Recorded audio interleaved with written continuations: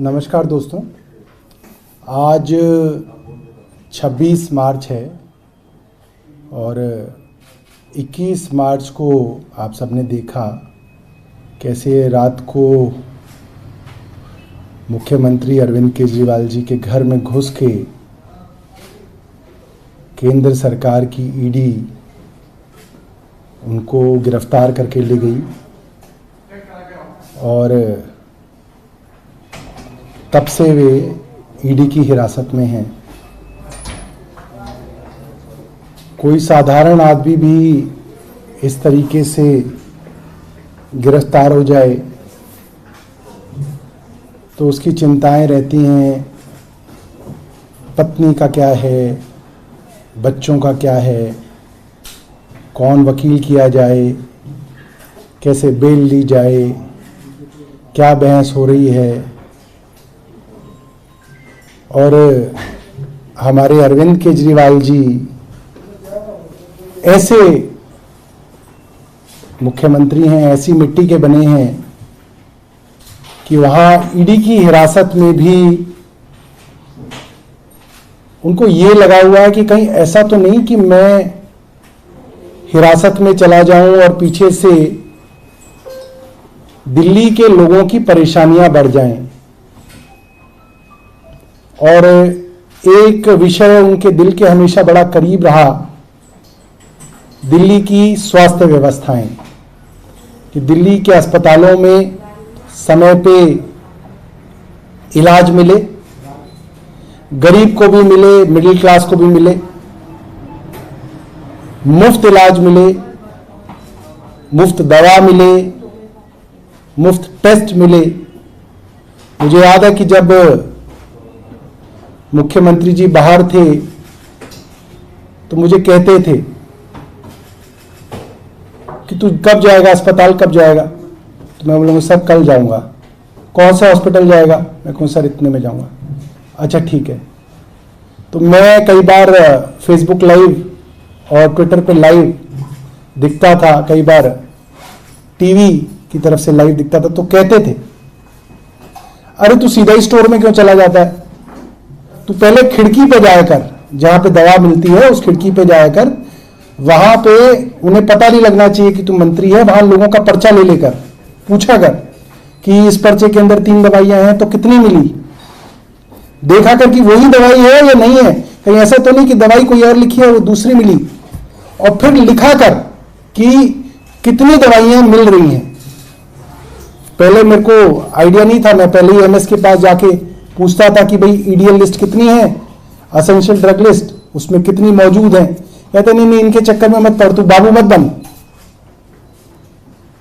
पहले खिड़की पे जाया कर।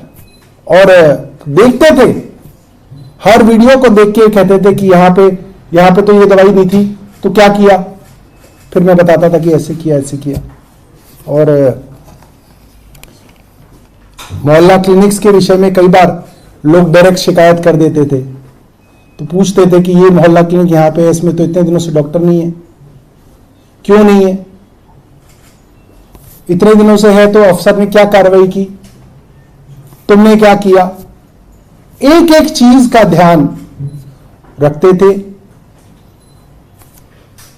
और पता नहीं किस मिट्टी से बने हैं कि आज हिरासत में है तो भी दिल्ली के लोगों के स्वास्थ्य की चिंता है।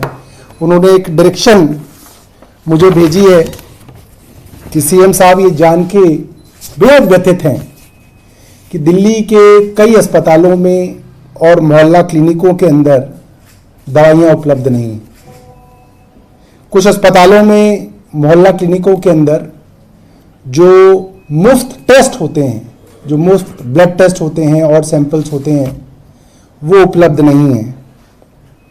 और उन्हें लगता है कि उनके जेल में जाने की वजह से दिल्ली में किसी को तकलीफ नहीं होनी चाहिए। वो जेल के अंदर हों, बाहर हों, जब भी कोई गरीब आदमी सरकारी अस्पताल में दवाइयां लेने जाए उसे दवा मिले। और अगर उस गरीब आदमी को दवा नहीं मिलेगी, एक बड़ी साधारण सी बात है दोस्तों कि एक मिडिल क्लास आदमी अगर अस्पताल में जाए, दवा ना मिले तो वो खरीद सकता है, मगर दिल्ली के अंदर लाखों ऐसे गरीब परिवार हैं जो दवाइयों के लिए पूरी तरीके से सरकारी अस्पतालों में आश्रित हैं।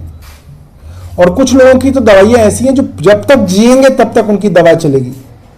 किडनी की जिनको बीमारियां हैं, जब तक जिएंगे तब तक डायलिसिस होगा, जब तक जिएंगे दवा चलेगी। ब्लड प्रेशर की दवा है, डायबिटीज की दवा है, इस तरह की कई ऐसी चीजें हैं जिनकी दवा के लिए वो लोग पूरी तरीके से दिल्ली सरकार के अस्पतालों पे, मोहल्ला क्लिनिकों में और हमारी डिस्पेंसरियों में जो मुफ्त दवा मिलती है उस पर आश्रित है। और बहुत सारे लोग ऐसे हैं जिनको लगातार इंटरवल्स के बाद टेस्ट कराने की जरूरत पड़ती है, और वो टेस्ट भी जो है उसके लिए वो हमारे मोहल्ला क्लिनिकों पे आश्रित हैं।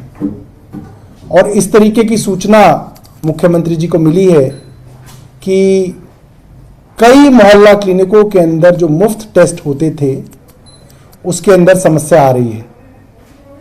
तो उन्होंने मुझे आदेश दिया है कि इसके ऊपर जल्द से जल्द उचित कदम उठाए जाएं और ये सुनिश्चित किया जाए कि सभी अस्पतालों में, मोहल्ला क्लिनिकों में सारी दवाइयां और सारे टेस्ट मुफ्त मिले और उनकी उपलब्धता कम ना हो।